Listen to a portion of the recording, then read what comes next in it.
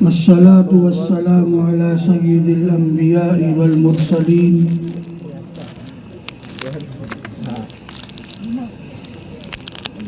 وعلى آله وأصحابه أجمعين أما بعد فأعوذ بالله من الشيطان الرجيم بسم الله الرحمن الرحيم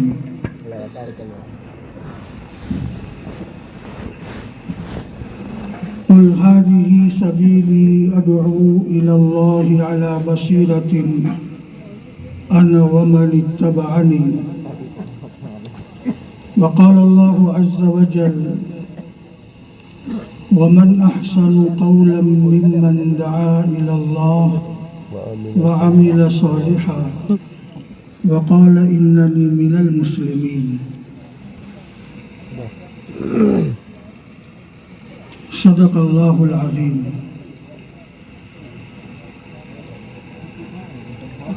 وقال النبي صلى الله عليه وسلم بلغوا عني ولو آية او كما قال علیہ الصلاۃ والسلام. محترم دوستو، بزرگوں، اللہ تعالیٰ کا ہی انعام اور احسان ہے اور اسی کی توفیق سے ہم سب دین کی بات سننے کے لیے یہاں اکٹھے ہوئے ہیں. ایمان والے کا تو پہلے ہی دن سے یہ کلمہ ہے لا الہ الا اللہ.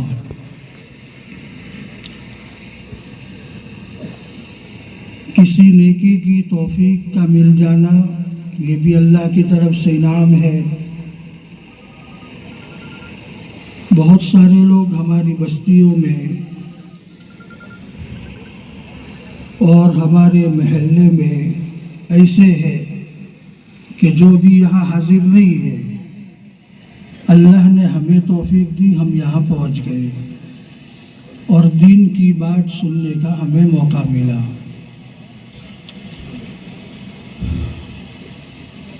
اس کی قدردانی کی ضرورت ہے اور قدردانی دین کی مجلس کی یہ ہے کہ اس کے 3 بڑے بڑے حق ہیں ہم پر، اس کو ہم دھیان سے سنیں اور اس پر عمل کرنے کی ہم کوشش کریں.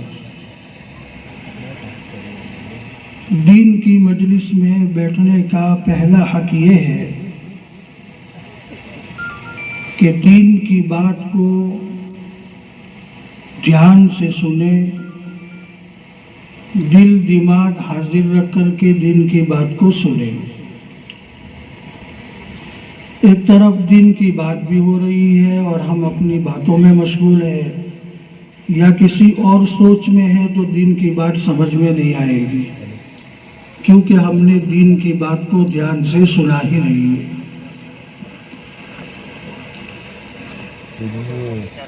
قرآن نے ایک جگہ پر یوں ارشاد فرمایا ہے، اللہ پاک نے قرآن میں وَإِذَا قُرِئَ الْقُرْآنُ فَاسْتَمِعُوا لَهُ وَأَنصِتُوا لَعَلَّكُمْ تُرْحَمُونَ. جب تمہارے سامنے اللہ کی بات آوے اور اس کے سننے کا موقع ملے تو اس کو غور سے سنو اور خاموشی کے ساتھ سنو. امید ہے کہ اللہ تعالیٰ تمہیں ہدایت دے دے. لعلکم ترحمون. سرکار مدینہ صلی اللہ علیہ وسلم کو جب نبوت ملی اور اللہ کے رسول علیہ السلام نے اللہ کے بندوں کو اللہ کی طرف بلانا شروع کیا تو جو کل امین، صادق اور اپنا بڑا سمجھتے تھے وہی نعوذ باللہ حضور پاک علیہ السلام کے مخالف ہو گئے اور مشرکین مکہ نے یہ اہتمام کیا تھا کہ اس ابتدائی اسلام میں مکہ سے باہر کا رہنے والا جب بھی مکہ میں آتا تھا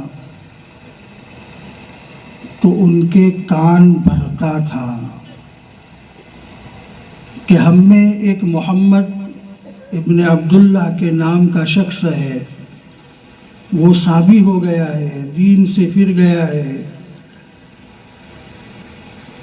اور نعوذ باللہ وہ ساحر ہے، مجنون ہے۔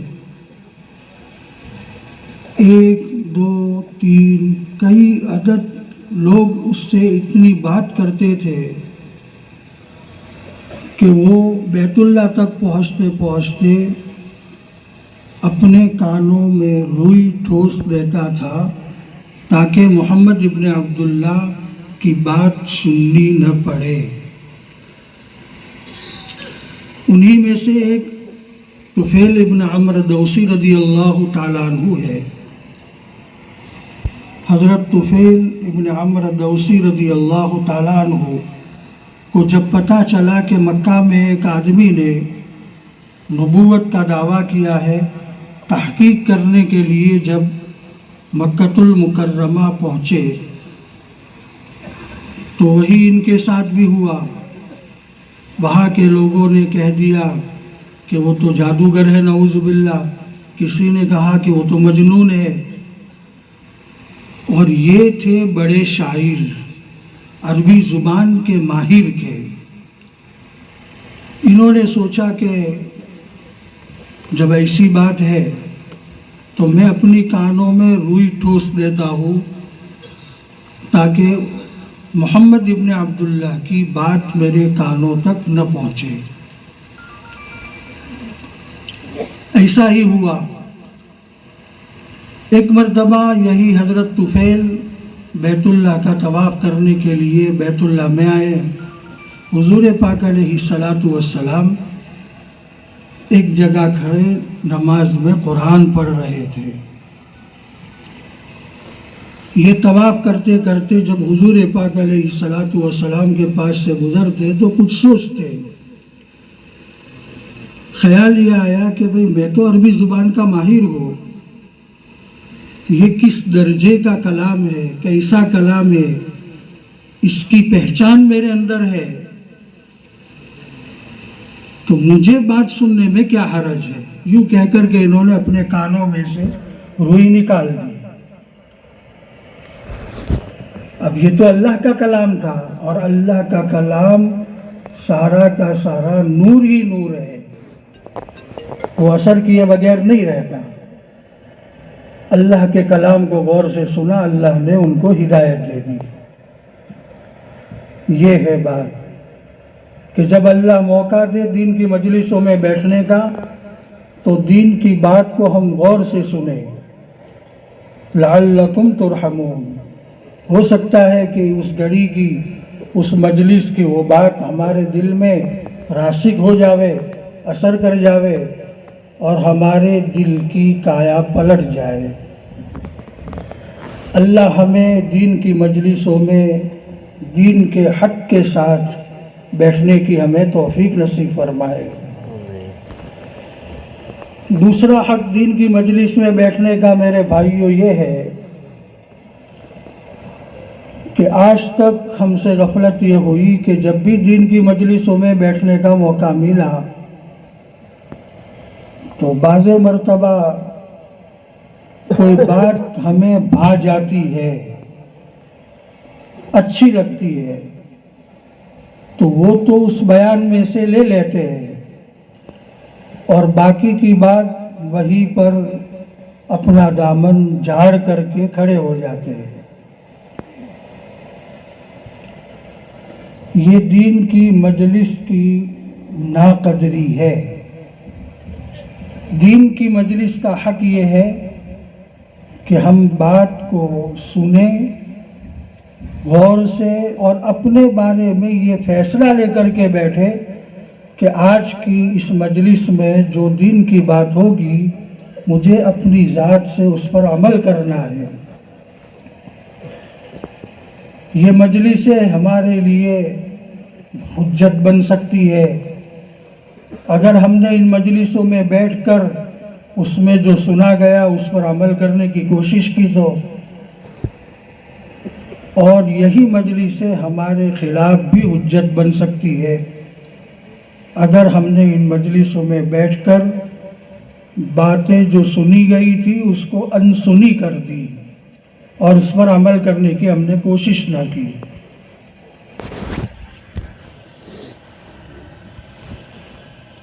ہم سب نیت کر کے بیٹھے کہ انشاءاللہ آج کی اس مجلس میں جو بات ہوگی اور جو دین کا مذاکرہ ہوگا اس پر مجھے اپنی ذات سے عمل کرنا ہے۔ تیسرا حق یہ ہے کہ ہم سب حضور پاک علیہ الصلاۃ والسلام کے امتی ہیں۔ حضور پاک علیہ الصلاۃ والسلام کو قیامت تک آنے والی انسانیت کا نبی بنا کر کے بھیجا گیا تھا۔ آپ کے زمانے میں پوری انسانیت جہاں جہاں بھی تھی سب کے نبی تھے، اور قیامت تک آنے والے ساری انسانیت کے نبی بنا کر کے آپ علیہ الصلاۃ والسلام کو بھیجا گیا تھا۔ لیکن قیامت تک تو زندہ رہنے والے نہیں تھے۔ وہی 23 سال کا عرصہ نبوت کے ملنے کے بعد کا، اور اس کے بعد تقدیر الہی کے مطابق نبوت کا سلسلہ ختم ہونا تھا۔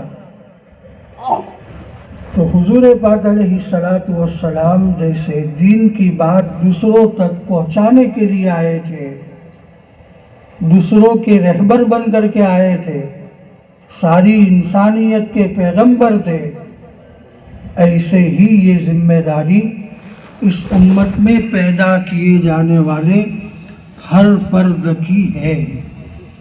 لہذا یہاں مجلس میں جو بات ہم سنیں گے ہم دوسروں تک پہنچا دیں گے۔ دل کے کانوں سے بات کو سننا ہے، اپنی ذات کے بارے میں تو عمل کی نیت کے ساتھ بیٹھنا ہے، اور جو بات سنیں گے وہ دوسروں تک پہنچا دیں گے۔ دین کی بات میں جتنی جانتا ہوں وہ میرے پاس امانت ہے، دوسروں تک پہنچانا یہ میری ذمہ داری ہے۔ میرے بھائیوں، دوستوں، بزرگوں، ہم ابھی یہاں جمع ہوئے ہیں ہمارے تبلیغی اجتماع میں،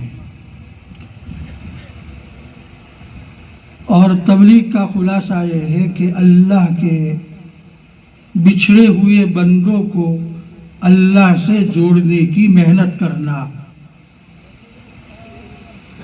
یہ عمل اللہ کے نزدیک اتنا مبارک ہے کہ جس کی کوئی حد نہیں ہے۔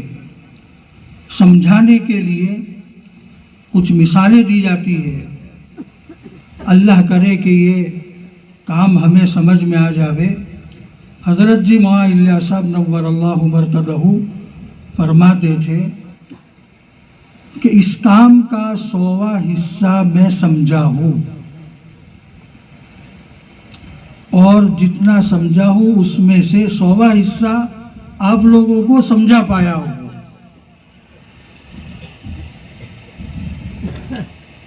تو ہوتے ہوتے ہم تو کتنا سمجھے ہوں گے، بس اللہ خیر کا معاملہ کرے۔ بہت اونچا کام ہے، اللہ کے نزدیک اس کی بڑی قدر ہے۔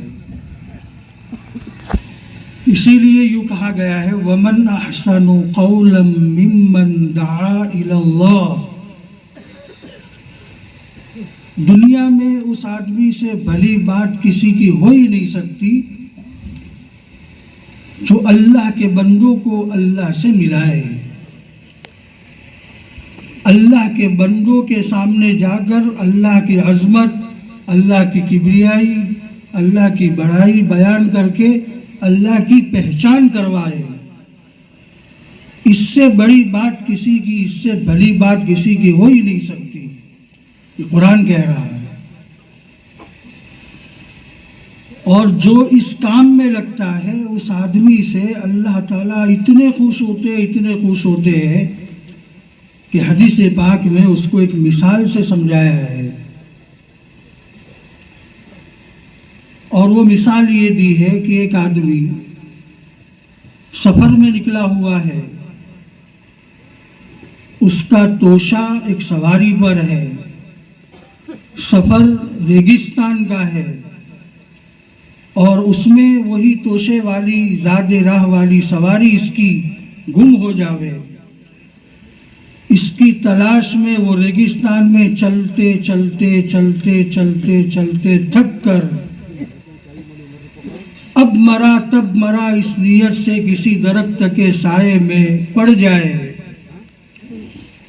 اسی میں تھوڑی دیر اس کو اونگ آ جائے، اور جب اس کی آنکھ کھلے چوک جاوے تو سامنے اپنی اس سواری کو حاضر پاوے۔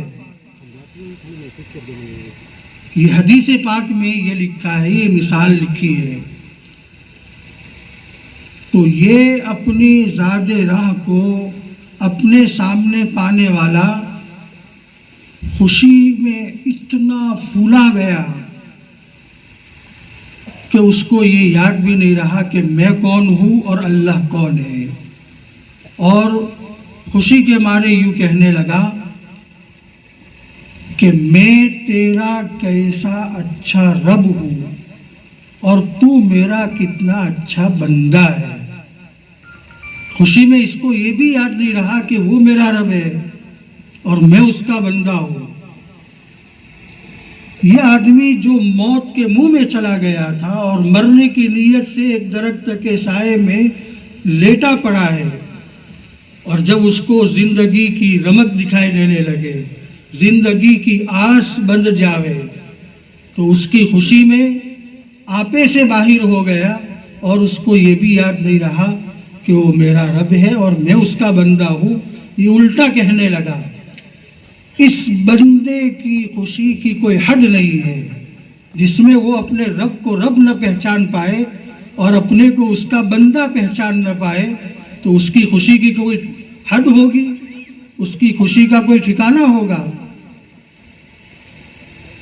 اس سے کئی گنا زیادہ اس آدمی سے اللہ خوش ہوتے ہیں جو اللہ سے بچھڑا ہوا ایک بندہ ہے، اس کو اللہ سے جوڑنے کی محنت کرتا ہے۔ بڑی عظمت والا کام اور بڑی عظیم نسبت پر اللہ تعالیٰ نے مجھے اور آپ کو یہاں اکٹھا کیا ہے۔ میرے بھائیوں، اللہ ہمیں اس کی قدر کرنے کی توفیق نصیب فرمائے، اور ہماری ان مجلسوں سے، ہمارے ان اجتماعات سے ہمیں زیادہ سے زیادہ نفع اٹھانے کی اللہ تعالیٰ توفیق نصیب فرمائے۔ یہ مجمع تو یہ نیت کرے کہ انشاءاللہ ہر نماز کے بعد کوئی نہ کوئی مجلس ہوگی۔ ابھی آج کے دن عصر کے بعد بھی مجلس ہوگی، مغرب کے بعد بھی مجلس ہوگی، کل فجر کے بعد بھی، اس طریقے سے تعلیم کا حلقہ جو بھی لگے گا، کوئی عمل ہمارا اجتماعی ہمارے اس اجتماع میں انشاءاللہ ہم سے چھوٹے گا نہیں۔ ہم سب مل کر کے نیت کریں، اور اکثر ساتھی ہمارے خطہ وار کے ہیں، وہ تو یہ نیت کرے کہ آنے والا پورا مجمع ہم کور کریں گے، اور ان سب کو ان مجلسوں میں بٹھانے کی ہم کوشش کریں گے، محنت کریں گے، اور اس کے لیے ضرورت پڑے گی تو صدقہ بھی کریں گے اور دعائیں بھی مانگیں گے۔ اللہ ہمیں توفیق نصیب فرمائے۔ یہ دعوت کی محنت، تبلیغ کی محنت، میرے بھائیوں، جیسے میں نے کہا، اللہ کے بچھڑے ہوئے بندوں کو اللہ سے جوڑنے کی ہے۔ دنیا میں آ کر کے انسان دنیا کے سارے نقشے دیکھ کر کے اللہ کو بھول گیا۔ ساری انسانیت کو عالم ارواح میں جمع کر کے اس رب نے ایک ہی سبق دیا تھا، الست بربکم، رب کو رب ماننا اور موت کی بارڈر تک اس پر جمے رہنا، یہ ہمارا اول سے لے کر اخیر تک کا ایک سبق ہے۔ کوئی اور چیز ہم سے نہیں کہی گئی۔ اسی لیے قرآن مجید میں ایک جگہ پر اللہ تعالیٰ ارشاد فرماتے ہیں، ان الذین قالوا ربنا اللہ ثم استقاموا. جو لوگ اپنی زندگی میں اپنا رب اللہ ہی کو مانتے ہیں اور اسی کے مطابق اپنی زندگی گزار رہے، موت کی بارڈر تک پہنچ گئے، آگے 2-3 آیتوں میں اس کے لیے بشارتیں اللہ تعالیٰ نے بیان کی ہے. پہلے دن کا ہمارا سبق وہی اپنے رب کو پہچاننا، اور یہ ساری محنتیں، یہ سارا خرچہ ہمیں یہاں ٹھنڈیوں کی راتوں میں یہاں جو سلایا جاتا ہے، یہاں جمع کیا گیا ہے، صبح میں کام سمجھایا گیا، یہ ساری کاوشیں، یہ ساری محنتیں صرف پر رب کی پہچان کو حاصل کرنے کے لیے ہے کہ اللہ کا ہر بندہ زمین پر چلنے والا اپنا رب اللہ ہی کو مانے.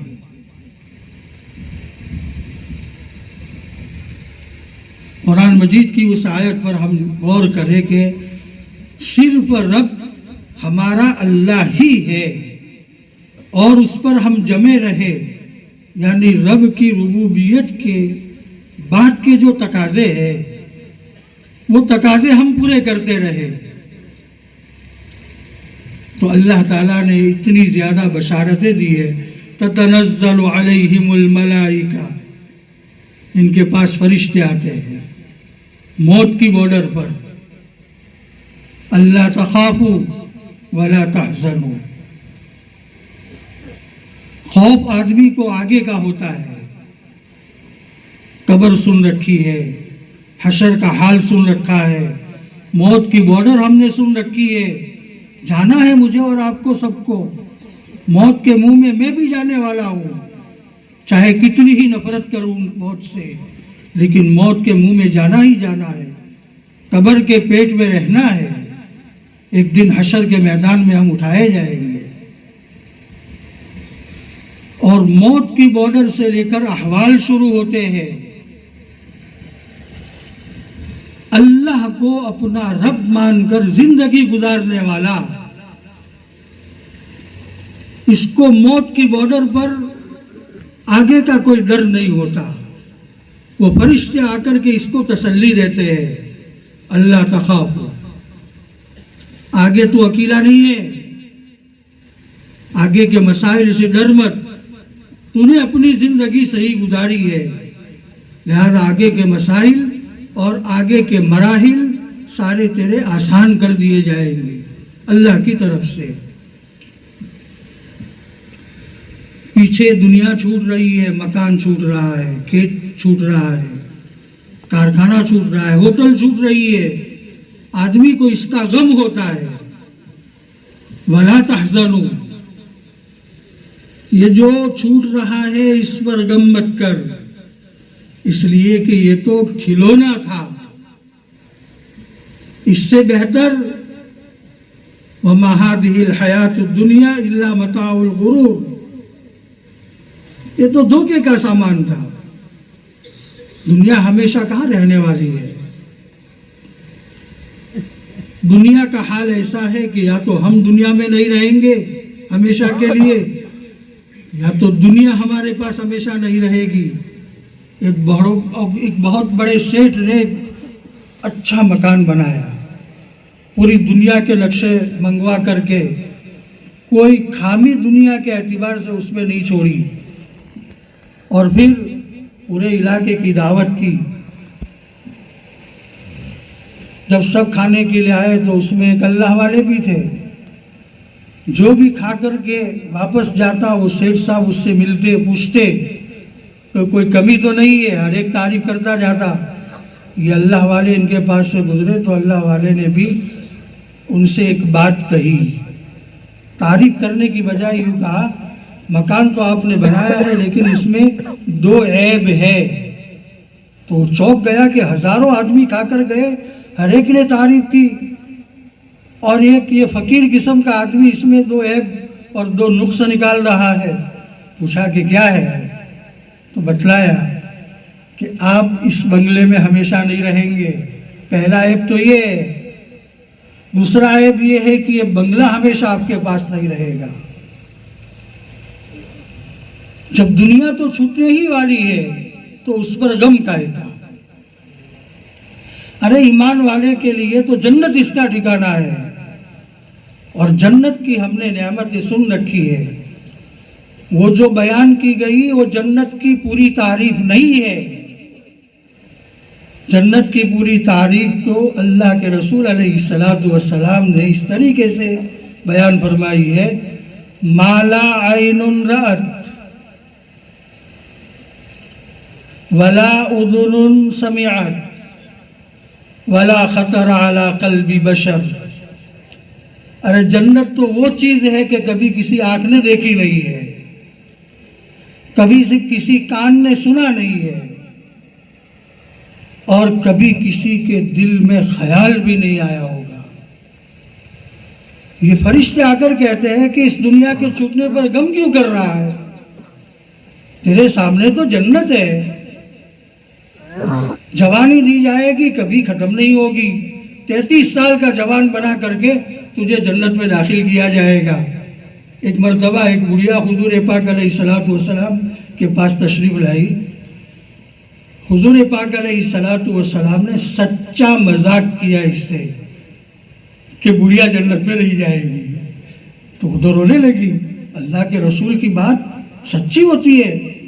تو اس نے اپنے بارے میں یہ سمجھ لیا کہ میں جنت میں نہیں جاؤں گی، رونے لگی. اللہ کے رسول علیہ السلام نے ارشاد فرمایا: تجھے جوان بنا کر کے جنت میں داخل کیا جائے گا، 33 سال کا جوان. یوسف علیہ السلام کی خوبصورتی دی جائے گی. آدم علیہ السلام کا قد دیا جائے گا. یہ جوانی 33 سال سے تو ایک دن ایک گھنٹہ آگے نہیں جائے گا اور نہ چھوٹا ہوگا، ہمیشہ 33 سال کا رہے گا.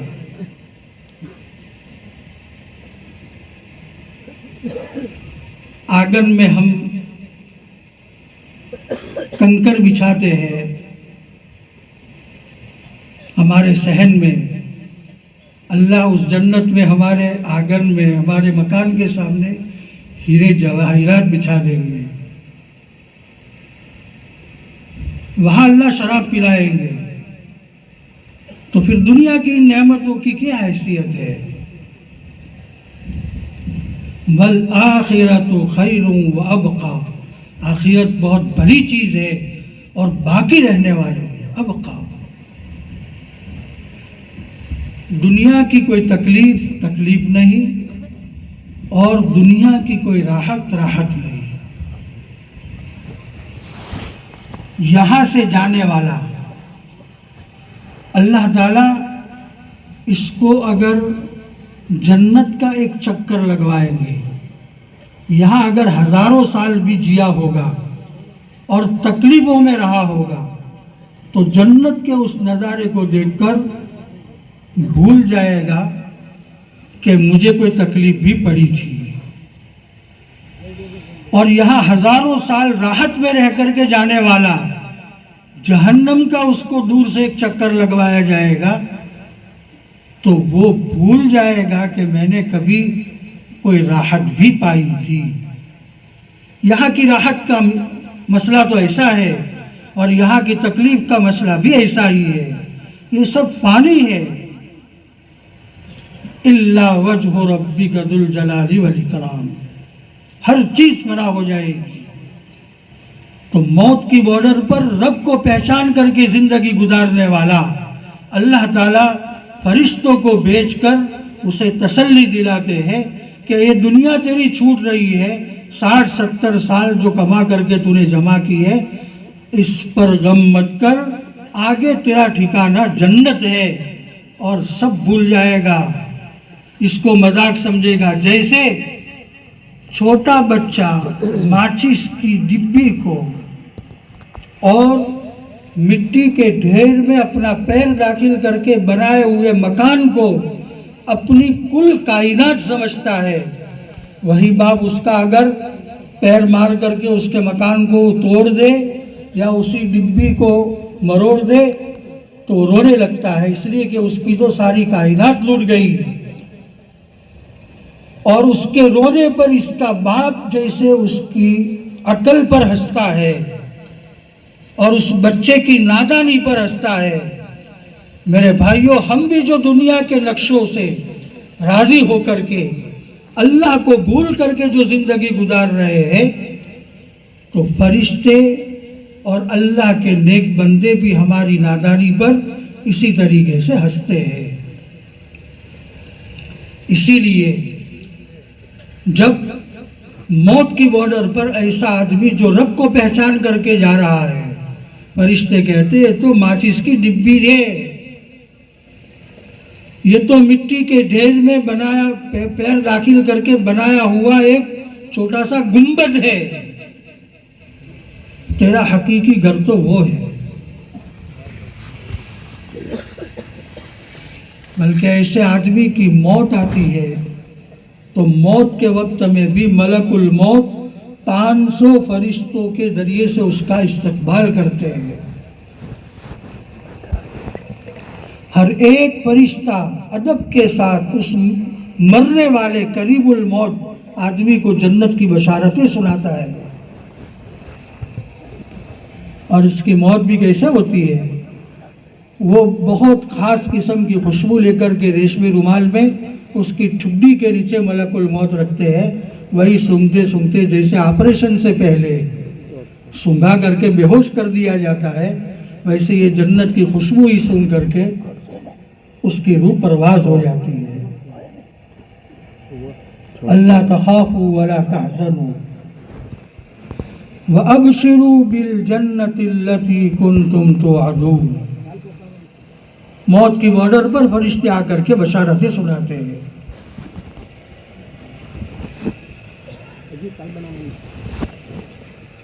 آگے فرشتے یوں کہتے ہیں نَحْنُ أَوْلِيَاؤُكُمْ فِي الْحَيَاةِ الدُّنْيَا، تجھے پتا نہیں ہے لیکن تیری پوری زندگی میں تو صحیح معنی میں زندگی گزار رہا تھا، تو بازار میں تھا تو ہم تیرے ساتھ تھے، تو جنگل میں تھا تو ہم تیرے ساتھ تھے، تو گھر میں ہوتا تھا تو ہم تیرے ساتھ تھے، تو مسجد میں ہوتا تھا تو ہم تیرے ساتھ تھے، ہر جگہ ہم تیرے ساتھ تھے، تیرا ساتھ ہم نے کبھی نہیں چھوڑا۔ وَفِي الْآخِرَةِ، اب موت کی بارڈر بھی تجھے چھوڑیں گے نہیں، قبر میں بھی ساتھ میں آئیں گے، ہم اکیلا نہیں چھوڑیں گے، ہمیں قبر میں وحشت نہیں لگے گی۔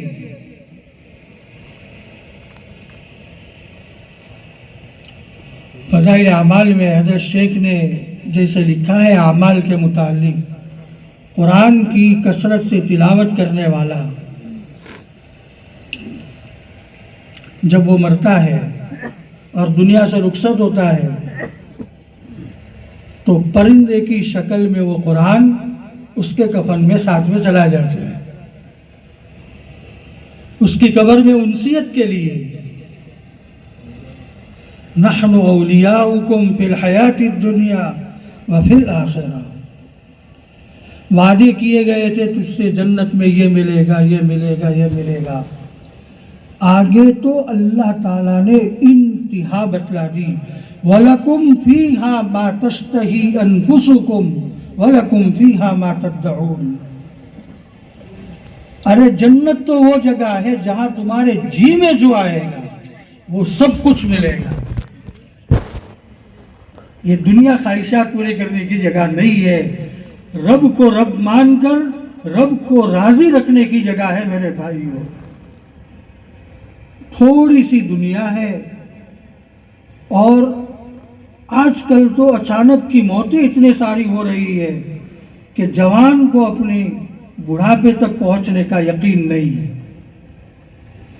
بوڑھا اپنا بڑھاپا بھی پورا کر پائے گا یہ بھی نہیں کہہ سکتا۔ قیامت کے قریب اچانک کی موتیں کثرت سے ہوگی، یہ ہو رہا ہے۔ تو تھوڑی سی زندگی اور اس میں رب کو ناراض کر کے زندگی گزارنا، یہ تو بہت غلط بات ہے اور بہت نادانی کی بات ہے۔ اللہ ہم سب کو صحیح سمجھ نصیب فرمائے۔ یہ ساری محنت اس لیے ہے میرے بھائیوں کہ ہمیں اپنے رب کی پہچان ہو جائے، اور کیوں رب سے غافل ہو کر کے زندگی گزارے، جبکہ ہماری فطرت میں اللہ نے یہ بات رکھی ہے، انسان کی فطرت ہے الانسان عبد الاحسان۔ ارے انسان تو احسان کا بندہ ہوتا ہے، غلام ہو جاتا ہے، اس کا گرویدہ ہو جاتا ہے۔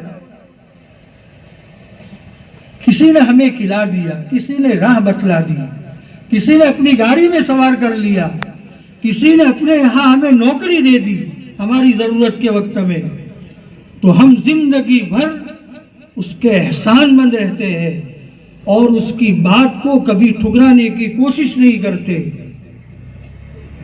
تھوڑی دیر کے لیے ہم سب سوچیں، ہم تو نہیں تھے، نہ ماں باپ کی طاقت تھی، نہ پوری انسانیت کی طاقت تھی کہ ہمیں وجود دے سکے، اسی رب نے اپنی قدرت سے ہمیں وجود دیا ہے، اور وجود بھی ایسا دیا کہ آنکھیں بھی صحیح سالم رکھی، دماغ بھی صحیح سالم رکھا، سر پہ بال بھی رکھے خوبصورتی کے لیے، اللہ نے بہو بھی رکھے، اللہ نے ناک بھی بنائی، کان بھی بنائے، زبان بھی دی بولنے کے لیے، ہونٹ بھی دیے، چبانے کے لیے 32 دانت بھی دیے،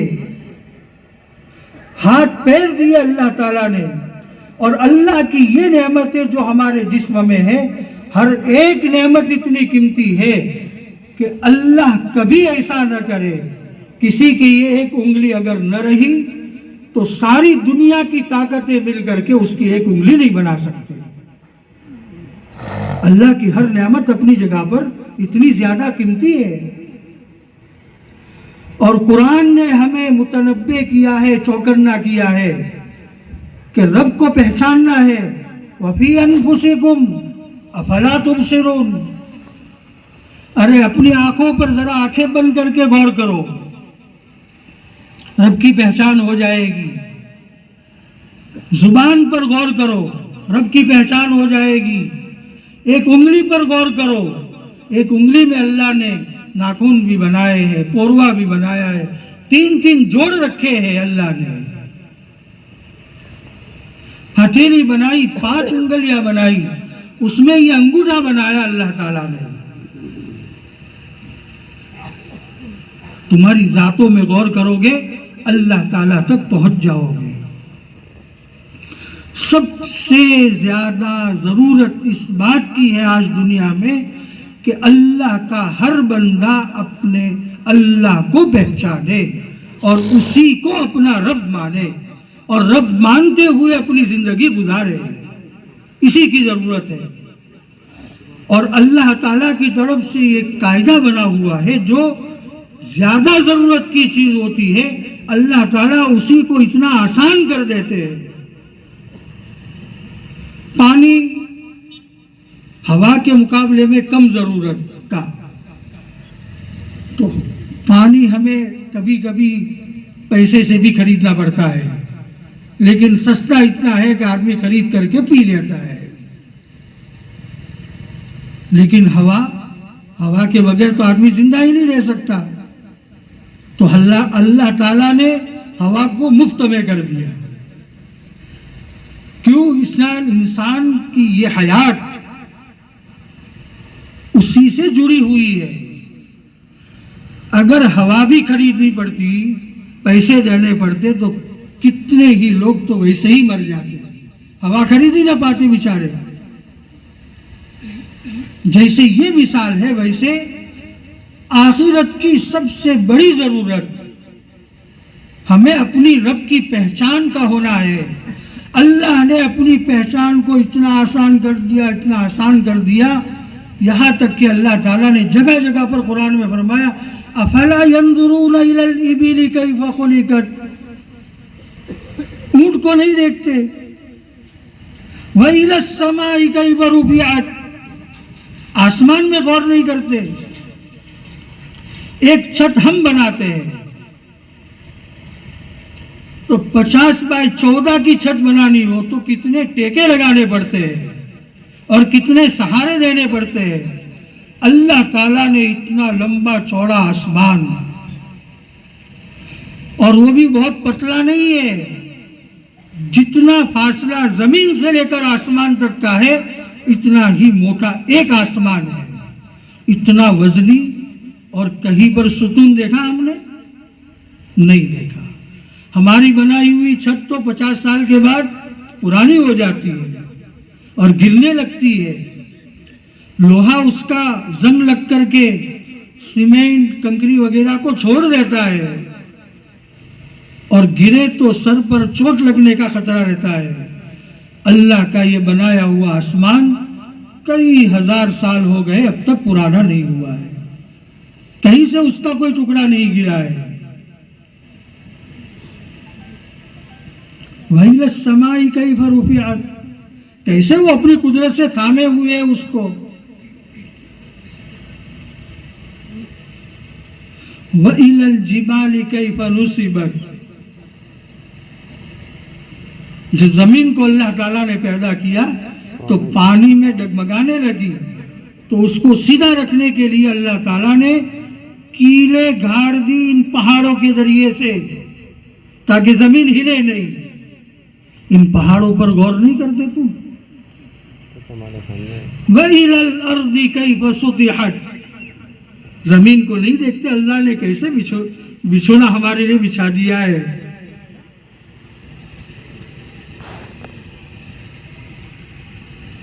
میرے بھائیوں، اپنی ذات میں غور کریں گے اللہ کی پہچان ہو جائے گی۔ ارے درخت کا ایک پتا لے کر کے آپ اس پر غور کرو گے تو اس سے بھی اللہ کی پہچان ہو جائے گی۔ میرے رب نے اپنے پہچان کو اتنا عام کر دیا ہے کہ ہر آدمی ہر جگہ پر رہ کر کے رب کو پہچان سکتا ہے۔ ضرورت کی چیز وہ مہنگی نہیں رکھتا، خواہشات کی چیزیں بہت مہنگی ہے، لیکن ضرورت کی چیز آخرت کی ہو یا دنیا کی، اللہ نے اس کو سستا کر دیا ہے۔ تو میں یہ کہہ رہا تھا، رب کی پہچان کے ساتھ زندگی گزارنے والا جب موت کی بارڈر پر پہنچتا ہے تو فرشتے اس سے کہتے ہیں وَلَكُمْ فِيهَا مَا تَشْتَهِي أَنفُسُكُمْ وَلَكُمْ فِيهَا مَا تَدَّعُونَ، تمہارے جی میں آئے گا وہ بھی ملے گا، اور جو تمہیں نبی نے خبریں دی تھی اور قرآن حدیث کے ذریعے سے تم تک جو وعدے پہنچے ہیں وہ بھی تمہیں دیے جائیں گے۔ ساری نعمتیں دینے کے بعد اللہ تعالیٰ جنتوں سے پوچھیں گے کبھی کچھ باقی ہے؟ تو وہ تو محل دیکھ کر کے، عام آدمی تو محل دیکھ کر کے، وہاں کی عورتوں کو دیکھ کر کے، وہاں کے غلام اور نوکروں کو دیکھ کر کے خوش ہو جائیں گے کہ اللہ تو نے کوئی کمی نہیں چھوڑی ہے۔ تو اللہ تعالیٰ بھیجیں گے جاؤ تمہارے علماء کے پاس پوچھ کر کے آؤ ابھی کوئی نعمت باقی ہے؟ اللہ کا دیدار باقی ہوگا۔ سب سے بڑی نعمت اللہ کا دیدار ہے۔ میرے بھائیوں، قبر میں جاتے ہی فوراً پہلا ہی سوال من ربک، تیرا رب کون ہے؟ اگر زندگی میں ہم نے رب کو پہچاننے کی محنت کی ہوگی، رب کو پہچاننے کے لیے اپنے جذبات اور اپنا وقت، اپنا مال قربان کیا ہوگا، اور یوں کرتے کرتے کرتے موت کی بارڈر پر پہنچے ہوں گے تو ہم جواب دے پائیں گے کہ میرا رب اللہ ہے۔ ورنہ حدیث پاک میں ہے غفلت کے ساتھ زندگی گزارنے والا جب کوئی بندہ مر کر کے قبر میں جاتا ہے اور فرشتہ جب اس سے پوچھتا ہے مر ربک، تو وہ یہی کہتا ہے ہا ہا لا ادری، افسوس افسوس میں تو نہیں جانتا۔ تو اس کا تو عذاب وہیں سے شروع ہو جائے گا۔ اللہ ہماری نسلوں کی حفاظت فرمائے، اور رب کو پہچان کر کے ہمیں زندگی گزارنے کی اللہ تعالیٰ توفیق نصیب فرمائے۔ اور آگے ایک جملہ فرشتے کہیں گے نزولاً، یہ مہمان نوازی ہے جنت میں. اللہ تمہارا میزبان ہے اور تم اللہ کے مہمان ہو. ہمیشہ ہمیش تک نہ کھانے کے پیسے، بلکہ وہاں اللہ تعالیٰ ایسی صحت دیں گے کہ جو کھائیں گے وہ ڈکار آئے گی، ہضم ہو جائے گا اور اس کے فضلات بھی نکالنے نہیں پڑیں گے. بیت الخلاء بھی جانے کی ضرورت نہیں پڑے گی اور نہ پیشاب کرنے کی ضرورت پڑے گی. ایسی زندگی، ایسی پیاری زندگی جنت میں ملنے والی ہے اس شخص کو جو دنیا کی زندگی میں اپنے رب کو پہچان کر اسی پر جمع رہے اور اسی حال میں موت کی بارڈر پر پہنچے. میرے بھائیوں، صحابہ کرام رضوان اللہ علیہم اجمعین یہ سمجھ گئے تھے، رب کو رب مانا تھا، رب کو پہچانا تھا اور اسی کے مطابق انہوں نے اپنی زندگیاں گزاری. موت کے بارڈر تک اپنے اسی ایمان کے بارے میں فکر مند رہے. فضائل اعمال میں حضرت شیخ نے لکھی ہے بات، سیدنا ابو بکر صدیق رضی اللہ تعالیٰ عنہ، ان کے ایمان کا کوئی ٹھکانہ بیان کر سکتا ہے؟ نہیں. ان کے ایمان کا معیار کیا تھا؟ اللہ کے رسول علیہ الصلوۃ والسلام نے ارشاد فرمایا، کسی کو زندہ لاش، زندہ میت زمین پر چلتی ہوئی دیکھنی ہو تو وہ ابو قحافہ کے بیٹے کو دیکھے. اس کا دل دماغ عرش پر ہے اور وہ یہاں چل رہا ہے. یہ ہے ان کا ایمان. لیکن آخرت کا استحضار اتنا ہے، قبر کا استحضار اتنا ہے کہ کبھی تو یوں کہتے ہیں کاش کہ میں تو کسی مومن کے بدن کا ایک بال ہوتا، میں تو گھاس کا کوئی تنکا ہوتا کہ مجھے کوئی جانور آ کر کے کھا جاتا. جن کے بارے میں جنت کا ٹکٹ دنیا میں اللہ کے رسول علیہ الصلوۃ والسلام نے ان کو دے دیا ہے. اللہ کے رسول علیہ الصلوۃ والسلام کی بات سچی پکی، کبھی ادھر ادھر نہیں ہو سکتی بات. سیدنا ابو بکر صدیق رضی اللہ تعالیٰ عنہ سے لے کر وہ صحابہ میں سب سے بڑے، انبیاء کے بعد سارے رسول، پھر انبیاء اور انبیاء کے بعد سب سے بڑا مقام ساری انسانیت میں سیدنا ابو بکر صدیق رضی اللہ تعالیٰ عنہ کا. ادنا سے ادنا صحابی کی ہم سیرت کو اٹھا کر کے دیکھیں، کوئی بھی اپنے ایمان کے بارے میں غافل ہو کر کے ایک لمحے کے لیے بھی زندگی نہیں گزاری ہے. آپ علیہ الصلوۃ والسلام موجود ہے. حضور پاک علیہ الصلوۃ والسلام کی مجلس میں دین کی بات سن کر کے جو کیفیت بنتی تھی، گھر پر جا کر کے صرف اس کیفیت میں فرق آ گیا. تو اس پر ان لوگوں کو تو اپنے آپ کے بارے میں منافق ہونے کا ڈر. اور جب صدیق اکبر ان کی خیر خیریت لینے کے لیے گئے تو کہا کہ یہ حالت تو میرا بھی ہے، لیکن اے حنظلہ یہاں کونے میں بیٹھے بات حل نہیں ہوگی، حضور پاک علیہ الصلوۃ والسلام کے دربار میں چل کر کے مسئلہ پوچھ لیتے ہیں. ہم اپنا حال دیکھیں. ہم سے تو کہا گیا ہے کہ نمونہ وہ ہے، ایمان ان کے معیار کا.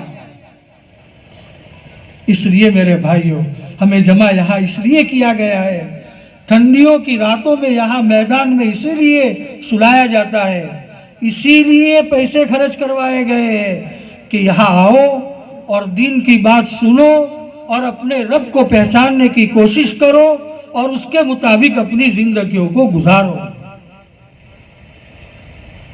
ایک آخری بات کہہ دوں اور وہ یہ ہے کہ حدیث پاک میں آتا ہے مومن کی نیت اس کے عمل سے بہتر ہے.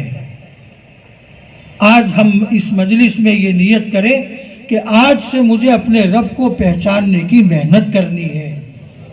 اللہ ہم سب کو توفیق نصیب فرمائے. رب کو پہچاننا ہے، ہر چیز کو پہچانا میرے بھائی. 5 روپے کا نوٹ، 10 روپے کا نوٹ، اس کی عظمت دل میں اتنی ہے کہ بارش کے موسم میں کیچڑ میں چلتے ہوئے کوئی چیز نکالتے ہوئے 5 کا نوٹ گر گیا تو اس کو جانتا ہے آدمی بارش کے موسم میں چاہے چھاتا ہاتھ میں ہے، بارش ہو رہی ہے، بگنے کا ڈر ہے، پھر بھی ٹیڑھا ہوتا ہے اور 5 کا نوٹ اٹھاتا ہے کہ نہیں اٹھاتا؟ گندا ہو گیا ہے، اس کو دھو کر کے سکھا کر کے پھر جیب میں رکھ دیتا ہے۔ کیوں؟ جانتا ہے کہ اس کے پیچھے میرا کیا نفع چھپا ہوا ہے۔ اللہ ہم سب کو معاف فرمائے اور ساری انسانیت کو معاف فرمائے۔ اتنا بھی ہم اپنے رب کو نہیں پہچانتے، اس لیے نیت کرے ہم، اور ہمارے بس میں ہے اتنی محنت کرے۔ ہم سے کہا جائے گا کہ اپنے رب کو پہچاننے کے لیے، اپنے ایمان کو مضبوط بنانے کے لیے اللہ کے راستے میں جاؤ، تو 4 ماہ جانا کیا مشکل ہے؟ 10-15 ہزار روپیہ اگر خرچ کر کے ایمان مل گیا، سستا سودا ہے۔ اللہ کی پہچان حاصل ہو جاوے۔ ہم سے کہا جاوے کہ مسجد وار جماعت میں بیٹھو، کیا مشکل ہی ہے اس میں؟ رب کی پہچان ہو رہی ہے۔ آخرت کی سب سے بڑی ضرورت رب کی پہچان ہے۔ اس لیے میرے بھائیوں، ہر مجلس میں ہم سے کہا جائے گا کہ بتاؤ بھائی، رب کو پہچاننے کے لیے ایک محنت اللہ نے عمومی طور پر تبلیغ کی دی ہے۔ اس کے لیے جذبات قربان کرنے پڑے تو جذبات قربان کریں گے، وقت کی قربانی دینی پڑے تو وقت کی قربانی دیں گے، اور مال بھی قربان کریں گے۔ اللہ کے لیے سب کچھ حاضر ہے اور اللہ ہی نے دیا ہے، تو اللہ کا دیا ہوا اللہ ہی کے حکموں کے مطابق خرچ کرنا ہے۔ سب تیار ہے اس کے لیے بھائی؟ اللہ ہم سب کو ان باتوں پر عمل کرنے کی توفیق نصیب فرمائے۔ اب اپنی ضروریات سے فارغ ہو جاوے۔